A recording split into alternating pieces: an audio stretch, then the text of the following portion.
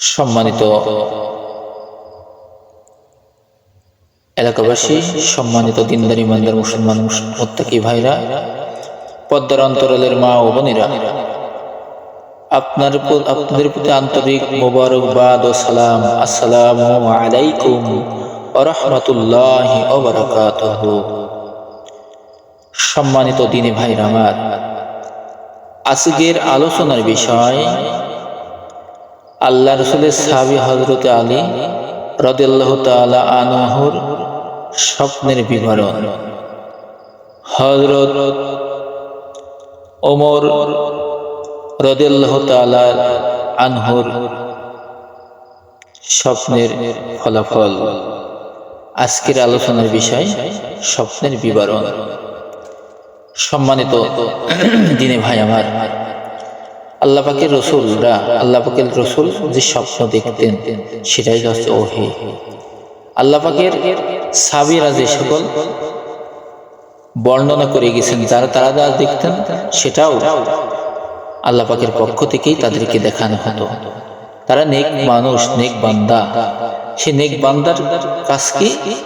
নেক বান্দার কাজ হলো নেক আমল করা, ভালো কাজ করা, ভালো পরামর্শ দেওয়া, মানুষকে ভালো দিকে নিয়ে আসা। আজকে দুনিয়ার জগতে দেখেন আমরা কি করছি? আমরা দুনিয়ার জগতে আজকে ভালো কাজ করি না। দুনিয়ার জগতে আমরা মন্দ কাজ করি, ভালো কাজ করতে চাই না। অবশ্যই আমাদেরকে ভালো কাজ করতে হবে ভাইরা আমার। আল্লাহ পাকের রসুলের সাহাবী আসাদুল্লাহিল গালিব শেরে খোদা হযরত আলী একদিন রাত্রে স্বপ্ন দেখছে যে আল্লাহ পাকের রসুল ফজরের নামাজের পরে ঘরে বসেছেন। আল্লাহ পাকের রসুল ফজরের সালাতের পরে ঘরে বসেছেন। তখন একজন বৃদ্ধ মহিলা কিছু খেজুর নিয়ে এসে আল্লাহ পাকের রসুলের কাছে দিয়ে বলছেন, হে আল্লাহ রসুল, আমার নতুন বাগানের খেজুর আপনি খান আর আপনার সাহাবীদের ভিতরে বিলাইয়ে দেন। আল্লাহ পাকের প্রিয় রসুল এক সাহাবীর নাম ধরে ডাকলেন, হযরত ওমর। আল্লাহর রসুলের প্রিয় সাহাবী হযরত ওমর জবাব দিলেন, ইয়া রাসূলুল্লাহ, ইয়া হাবিবাল্লাহ,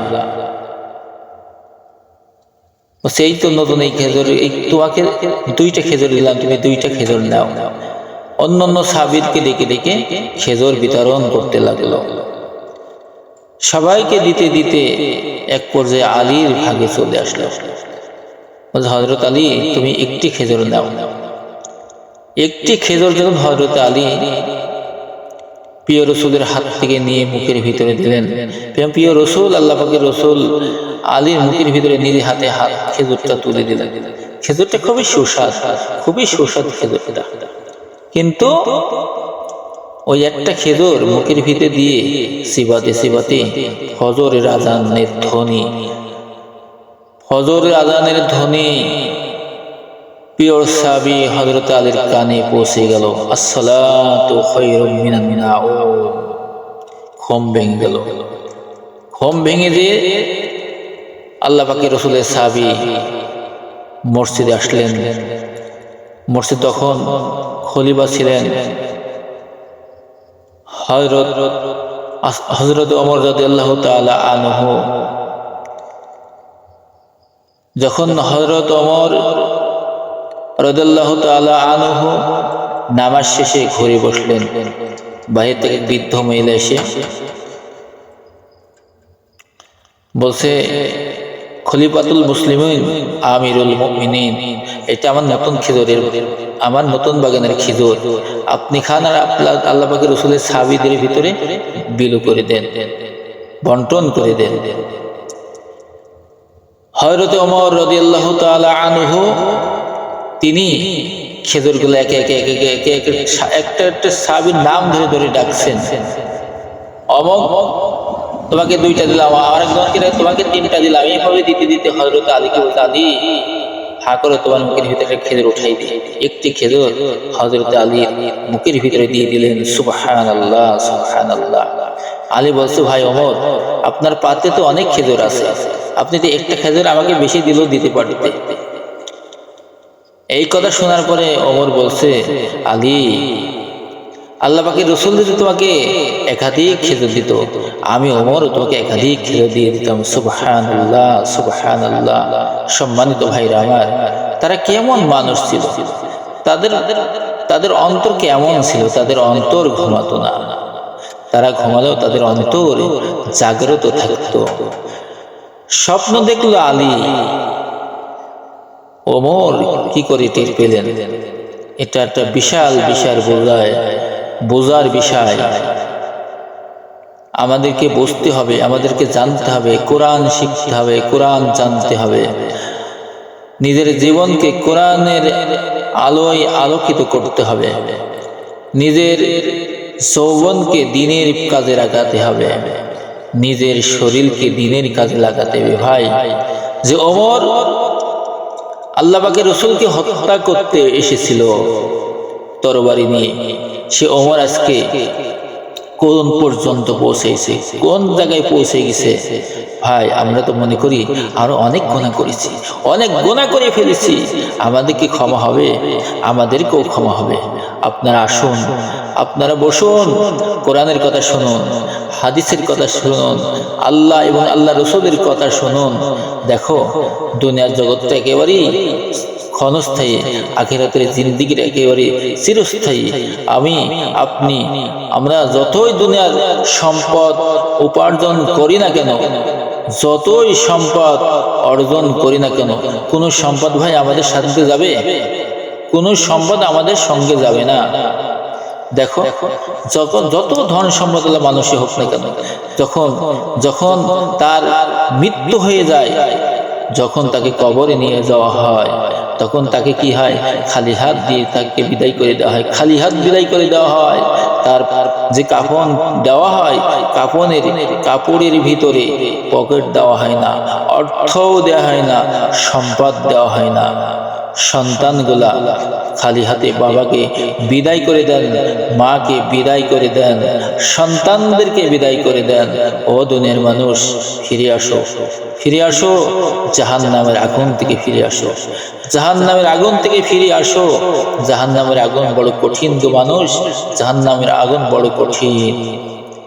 আমরা পথ ভোলা মানুষকে, যারা পথ হারিয়ে অন্ধকার পথে রওনা দেয়, তাদেরকে আমরা ফিরিয়ে জাহান্নাম থেকে ফিরিয়ে জান্নাতের পথে আনতে চাই।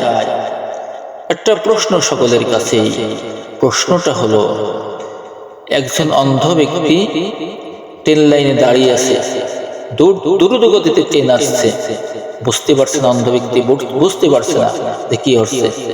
এখন একজন চক্ষুষ্মান মানুষ ওই অন্ধ ব্যক্তিকে বাঁচানোর জন্য যদি ধাক্কা দিয়ে ফেলে দেয়, তাহলে অন্ধ মানুষ পড়ে দিয়ে মাথা কেটে গেল। কিন্তু অন্ধ মানুষ উঠে বলল, তো ভাই, তুমি আমাকে কেন ফেলে দিলে? আমি অন্ধ মানুষ, চোখে দেখি না, আমাকে কেন ফেলে দিয়েছো? বেচারা বলবে, অন্ধ, তোমাকে যদি আমি ধাক্কা না দিতাম, ওই তো ট্রেন আসলে, ট্রেনের শব্দ তো শুনছো? হ্যাঁ শুনেছি, তোমার ট্রেনের নিচে পড়ে তুমি মারা যেতে। তখন অন্ধর অন্তরে যতই ব্যথা লাগুক না কেন, শরীর কেটে যাক না কেন, সে অন্ধ ব্যক্তি ওর প্রতি খুশি থাকবে না বেজার থাকবে? ভাইরা, অবশ্যই অবশ্যই খুশি থাকবে। সেই